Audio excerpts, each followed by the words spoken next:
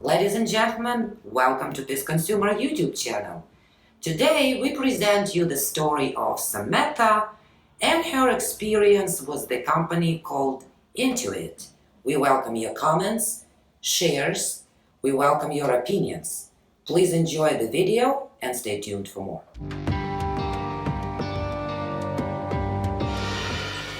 Okay, so I've been using TurboTax for the past 13 years, and I used the FreeFile this year. I submitted on January 16th, and I got an email back saying that my state taxes were accepted on January 22nd.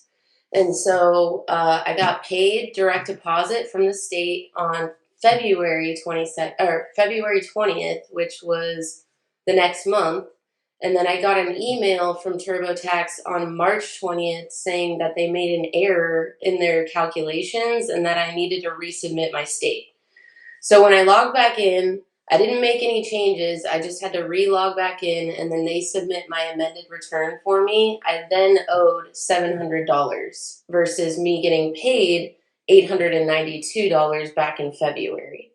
So it was a whole month that they had, from the time that I got paid, that they didn't, notify me for over 2 months since I, submitted my taxes in January. But the other side of the story is that my boyfriend, my partner, he submitted his taxes on the same exact day that I did, and he got an email on January 31st about the same calculation.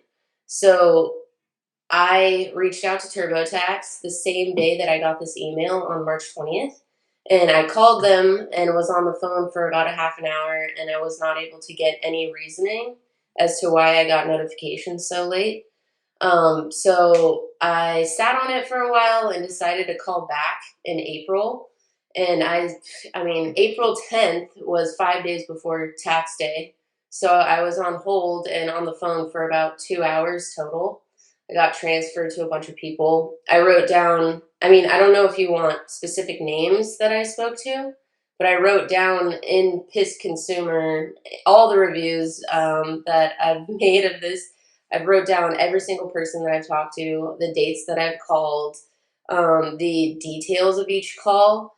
But basically, each time I was escalated further and further because each person that I talked to said that they had never heard of this before, that it was rare, and that I definitely needed to talk to somebody higher up. So each time it took me a little while for them to read through all the notes and then transfer me to another person. And then I would be transferred to an escalations, which is a supervisor. And they would tell me that they would call me back, and they never called me back, never emailed me back by the time that they told me they would. And at one point, I spoke to a supervisor who said she submitted a request for me to speak to a president because there was no higher person that I could speak to. I guess there's multiple presidents that handle cases like this that just go above supervisors. So she told me that all presidents would reach out to me either by phone or email within 24 to 48 hours, business days. And I called on a Friday. So I waited until Monday or Tuesday of the next week to give them time, and I never heard anything. Called back, and I waited on hold for a long time until I got a hold of a supervisor again. And he assured me that someone would reach out to me. I never heard back from anyone. So, the last thing I told him was if I don't hear back, I'm going to have to file a complaint with the BBB, with the Better Business Bureau, because I've called back 4 or 5 times. I've been on the phone. I've been on hold for a cumulative of at least 6 hours, and no one's telling me how the miscalculation happened in the first place. You knew about it in January, yet I didn't know about it until over 2 months later. So I submitted January 16th. I didn't hear about the miscalculation until March 20th. So it's just, I don't understand what customers are expected to do if they're getting these acceptance. I didn't get a rejection email, and none of my emails went to my spam. I saw them immediately. That miscalculation email, I saw it that morning, and I called within 2 hours. I never heard back from the president, so I submitted a Better Business Bureau review on April 23rd, and then I miraculously got a call from somebody at the president's office, but it wasn't a president. Her name was Cheryl. She thought I had talked to one of the presidents named Ben, but I told her no one had reached out to me, no one had even emailed me, called me, or anything. And she proceeded to tell me the same thing that says on their website, where they are only willing to reimburse for penalties or interest up to the first notice. But I re-explained to her, like, is this not, like, is this a part of your normal business format? Like, is this okay for you to alert customers so late? And she tried to say, well, I'm sorry the state, made this adjustment so late. And I said, well, you knew about it in January. And then she said, well, maybe the email went into your spam. I said, no, the email did not go in my spam, and it's dated March 20th, which I've provided all these documents on every single place that I can through the Better Business Bureau, through like ripoffreport.com. I've reported several agencies. I've given them all this documentation, all these emails, and they say, like, and they're not reading them or acknowledging it. She said she would investigate it, and I never heard back from her. So actually, when we tried to do our video yesterday, I heard back from the president via Better Business Bureau, this Ben guy, and they said that they didn't have the, here, I'll read it. The early email that Ms. Blackburn describes in her complaint was sent to all potentially affected Oregon customers, because this was a state tax related. It was called Oregon Schedule OR-A. So that's mentioned in both mine and Corbin's emails. The technology available doesn't enable us to confirm if this email was delivered, and we believe that it was directed to a spam folder or otherwise blocked by Ms. Blackburn's email provider. So that's all they could tell me after what I've provided and all the calls that I've made. And one of the last things he said is, providing consistently outstanding customer service and high quality products is our goal. It's like he didn't even address the fact that no one called me back, no one emailed me back. This is the first answer that I've gotten, and it totally blows off everything that I'm asking. And I've asked too, is this going to happen in the future? Like, what if I use the software next year? Do I have to sit on the money that I get for a refund in fear that you're going to tell me over 2 months later that I need to resubmit and now I owe hundreds of dollars to the state? What if that was somebody that owed like thousands of dollars? They still haven't given me an answer. So I just don't, I'm very surprised by the way that they're handling this. And those two emails are worded slightly differently. So they're not the exact same email. It wasn't like it was sitting in their outbox and then, because sometimes there's a lag, sometimes emails go later, but it's dated differently. It's from a different TurboTax sender. I even laid that out for them. Like, this means that these were written and sent out at completely different times. So why would you be withholding that information from me? It seems like it was an error, like they forgot to send it to me and like just batch sent it out.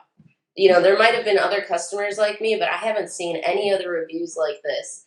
I've been looking on Better Business Bureau and stuff. I haven't seen anything like this scenario, which I thought would be a strength in my case, because it's not like it happened to thousands of people and they're getting calls about it saying, hey, we can't really do anything about it. We just got to stand behind our policy. Like, I would understand that. But this is one person, as far as I can tell, that had this unfortunate, late communication, and they're not really doing anything. They're not thinking out of the box. Every single person I've talked to has agreed it's a unique situation. So if that's up to par with their customer service, then I don't want to be a customer of theirs anymore. you know. So where are you at right now with your tax situation, if you don't mind my asking? You just paid what you owed, that's it? No, I don't have it anymore. That's the problem. I used that You 892, and that's why I'm going, well, that's I know it's not their problem, Mhm. if I don't have the money anymore, but I mean, I'm trying to make it like this is affecting me. I'm now making payments to the state. There's interest accruing as we speak, 5%, even though even though they allow you to set up a payment plan, they still do penalties and interest every single day. So I've just been making small payments, but I'm locked in for the next few months until I can pay it off. So it went from me getting a nice little tax refund to me now owing the state penalties and interest and $711 on top of that. After everything that, after all your attempts that you made trying to get these people to listen to you and at least acknowledge the issue that you're having, and them responding with two short emails, not, doing anything basically of what you asked. At this moment, if they came to their senses and decided to do something for you, for Samantha, is there anything they could do right now to make your situation at least a little bit better? What would that be? I requested for them to pay or reimburse me for the taxes due for the state, plus the penalty or interest that is going to be accrued on there. That's what I requested from the beginning, but they continue to say that their strict policy is to only reimburse for penalties and interest. But I mean, it's their website should be changed, I think. If you go on their homepage, there's at least three separate blurbs saying that they guarantee their calculations 100%. They stand behind their calculations 100%. That they run thousands of error checks in hopes that they'll catch these things. And it's like, I confidently use them because of these guarantees. And now I'm realizing there's loopholes that they can hide behind that can seriously affect me for almost a year now. If I'm making $100 payments for 7 to 8 months, gee, thanks a lot. I don't want to use your tax service next year. By that time, I'll be ready to file my taxes within like 4 months, and I'll be fresh off paying that bill, and I'll be no, thank you. I don't want to go through that again. Why did you decide to go public with this? Because I called 4 times and I wasn't getting a response that I expected that I would get from them. I thought that their customer service was a lot more stand up. Mhm. So I thought that was the only way to get their attention, was to bring attention to the whole company and to see if there was anything else like this situation happening, so that, if anything happens down the road, if there's like a class action lawsuit or something, there's backup to go along with it.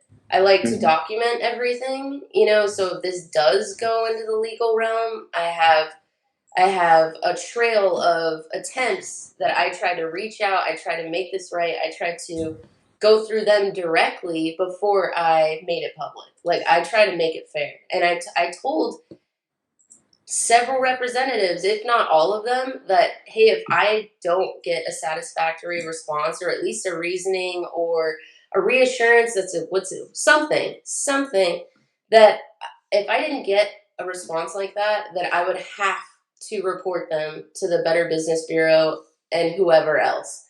So they have that in their notes, I'm sure, because they were able to reference back every time.